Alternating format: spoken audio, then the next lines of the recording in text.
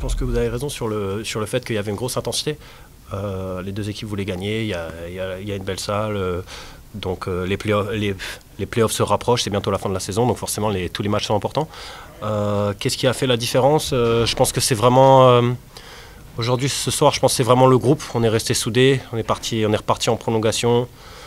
Et on est resté soudés et on n'a jamais lâché. Et puis on a réussi à mettre quelques tirs importants sur la fin. Donc je pense que c'est une belle victoire collective ce soir et ça fait plaisir de prendre ce genre de match parce que voilà, quand c'est des matchs à 1 ou 2 points, on jette la pièce et cette année on a perdu beaucoup. Donc ça fait plaisir d'en prendre quelques-uns quand même quand c'est des matchs serrés comme ça. De la déception, surtout dans notre première mi-temps, de ne pas avoir joué comme on voulait, de ne pas avoir défendu comme on voulait. Ils sont à 46 points à la mi-temps à domicile, c'est pas les standards qu'on veut. Et voilà, on a eu une très bonne période quand on défendait. On encaissait moins de 75 points par match sur cette période-là. Et voilà, il faut qu'on ait l'humilité de savoir pourquoi on gagnait et qu'on remette les mêmes choses pour consolider notre défense et continuer à gagner. Je pense qu'il y a quelques actions où on joue un peu précipitamment en attaque. Et voilà, on fait des erreurs. Après, effectivement, il y a de la fatigue. Et comme je l'ai dit, on a laissé de l'énergie pendant 20 minutes avant la prolongation. Donc quelques petits manques de lucidité, quelques petits détails qui effectivement font qu'on ne fait pas la bascule en prolongation. Mais ce n'est pas à ce moment-là qu'on perd le match pour moi. C'est vraiment sur les 20 premières minutes. Ils mettent 20 dans le premier, 27, 26 dans le deuxième. Et voilà, si on part de moins loin à la mi-temps, on est mieux en deuxième. J'ai senti beaucoup d'énergie, surtout en deuxième mi-temps. Après voilà, c'est deux bonnes équipes qui s'affrontent. Donc si ça met une ambiance de play-off, c'est bien. Et puis ça nous prépare pour la suite, c'est sûr. Mais voilà, pour l'instant, je suis toujours dans mon goût de déception. Et voilà, c'est ça qui prend le dessus. Non, je pense pas que ça casse quoi que ce soit. C'est notre métier, hein, on gagne, on perd. Maintenant, il faut savoir pourquoi on gagnait avant, pourquoi là on a perdu ce soir. Et garder nos points forts et essayer d'améliorer nos points faibles et c'est tout. Mais ça, je trouve pas que ça casse de dynamique. Oui, ouais, tu me le retires de la bouche. Je pense qu'on est bien placé pour le savoir. Parce que je ne sais plus si c'était fin mai ou en juin, on était venu s'imposer avec un scénario aussi déjà sur la demi-finale où on avait maîtrisé le match pendant 3 quarts temps et puis ça avait poussé vraiment très très fort en fin de rencontre. On a vécu un petit peu le même scénario, on a bien contrôlé la partie, même s'il y a, je vois 28 changements de leader, donc mano à mano, tout au long du match. Mais voilà, on était dans nos standards défensifs sur la première mi-temps, notamment sur le second quart-temps.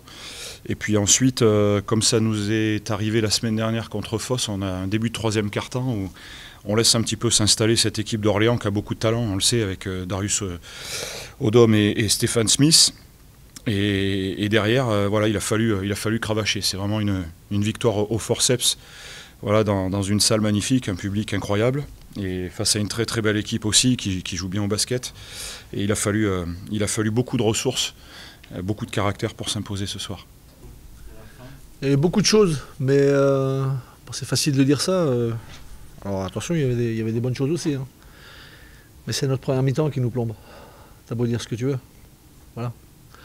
Tout le monde parle du deuxième quart-temps, mais c'est pas que le deuxième quart-temps, c'est toute la première mi-temps. Parce que bon, on va parler un peu de chiffres, mais t'encaisses 46 points sur la première mi-temps et 32 sur la deuxième. Donc déjà, il y en a 14 de plus. D'accord ? Tu fais une faute sur le premier quart-temps.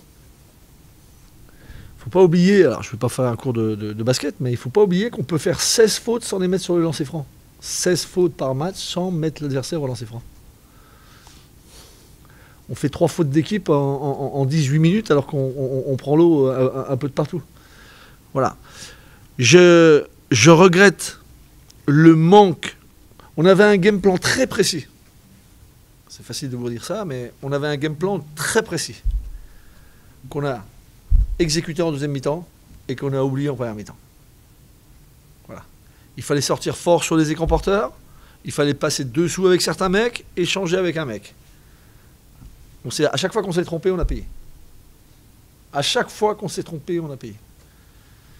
On s'est beaucoup moins trompé sur la deuxième mi-temps, on les a beaucoup plus touchés et on encaisse 32 points.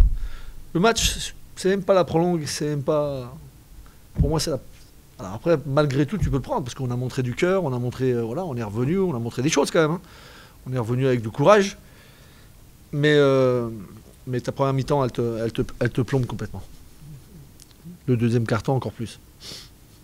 Mais sur la première mi-temps, la performance défensive de la première mi-temps, elle n'est pas à la hauteur de ce qu'on fait ces deux derniers mois. Voilà, je leur avais donné une statistique sur les 6 dernières victoires qu'on a fait, les 24 cartons qu'on avait fait. À 18 cartons sur 24, on a encaissé moins de 20 points. C'était une belle stat. Mais là, tu commences, allez hop, 20, 26. Bah, sur les deux, déjà, tu es à côté de la plaque. Donc tu te rends le match un peu difficile. Après, oui, on est un peu mieux, on réagit, on revient, on met des tirs un peu... Et puis il y a des mecs qui passent à côté aussi. Hein. Vous savez que je vais protéger mes joueurs tout le temps, mais bon, on aurait voulu qu'à un moment donné, certains mecs prennent un peu le relais. Hein. Parce que voilà, ça nous a manqué. Ça nous a manqué. Surtout avec un mec absent. Ludovic, voilà, son absence nous a fait beaucoup de mal.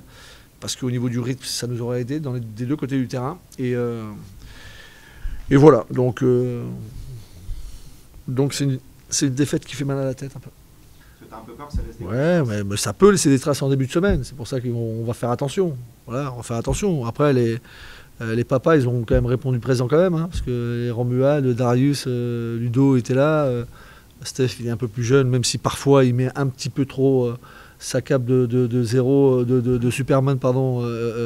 Des fois, tu lui dis, gros, fais attention à ta sélection de shoot. Bon, il prend ses responsabilités, il n'y a pas de problème, mais il faut que dans sa sélection de shoot, il soit un peu meilleur. Parce que malgré tout ce que je vous ai dit, on aurait pu le prendre.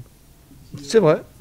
Les gens, ils ont été gâtés au niveau du scénario, même si ça ne s'est pas passé dans le bon sens. Après, Darius qui branche un petit peu l'équipe adverse branche un petit peu Darius. Voilà, mais ça sent la dernière ligne droite, quoi.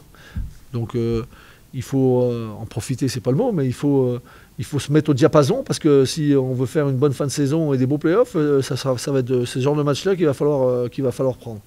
Maintenant, vous me connaissez, hein, ça fait un petit bout de temps que je suis là maintenant, je recherche rarement des excuses, mais l'absence de Ludo nous a fait beaucoup de mal. Beaucoup de mal.